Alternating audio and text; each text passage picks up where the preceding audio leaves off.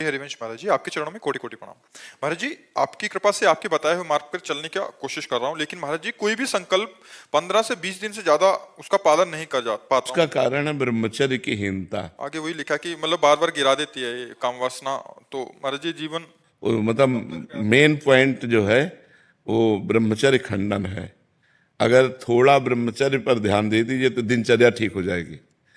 ब्रह्मचर्यहीन पुरुष की कभी एक दिनचर्या नहीं चल सकती, ये पक्का नियम है।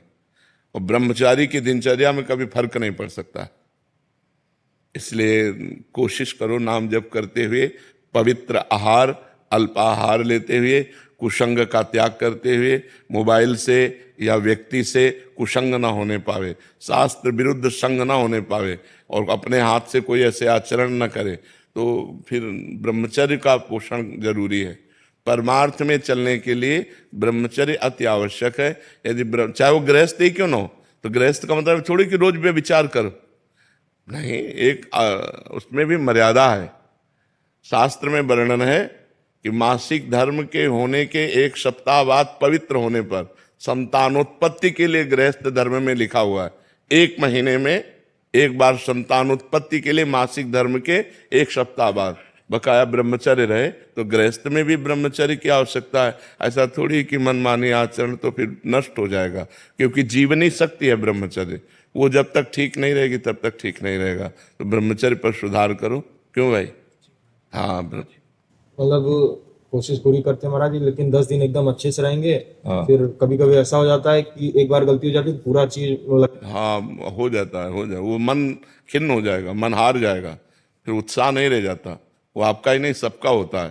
तो जो हमारे उत्साह को नष्ट करे, भगवत प्राप्ति के मार्ग में उत्साहहीनता पैदा कर दे, उसके प्रति तो बुरा भाव आना चाहिए ना। धिक्कार है हमारे जीवन को, जो मैं ऐसे गिर जाता हूँ, अब नहीं गिरूंगा, फिर चलो, फिर अगर गिर जाओ तो फिर अंदर से क्लेशित हो, फिर तो एक दिन आप ऐसा आएगा क्रॉस कर जाओगे। और अगर आप हार गए तो फिर परमार्थ से भ्रष्ट कर देगा। जब हमसे गलती हो जाती है तो सीधा हमारे परमार्थ पे अटैक होता है। जो हमारी साधना चल रही होती है वो शिथिल हो जाती है कि यार अब क्या करें, अब तो फेल हो गए, नहीं, हम फिर कमर कसें, फिर आगे बढ़ें। 1000 बार फेल हो जाए तो 1000 बार हम प्रयास करें। ये मनुष्य जीवन को हम व्यर्थ नहीं जाने देंगे, हम इसे भगवान की प्राप्ति करा के ही रहेंगे। समझ रहे हो ना? हारो मत। जब आपका साधन आगे बढ़ जाएगा तो सब प्रपंच छूट जाएगा। अभी साधन ही लड़खड़ा रहा है, बार बार साधन टूट रहा है। 10-5 वर्ष एक रस साधन चल जाए वही सिद्ध हो जाएगा। तो आप थोड़ी मेहनत करो, थोड़ी हिम्मत करो, थोड़ी लड़ाई लड़ो मन से, तभी आप जीत पाओगे। और नाम जप करते रहो। नाम जप करते हो? हाँ, नाम जप करते रहो और लड़ाई लड़ते रहो। ये लड़ाई बहुत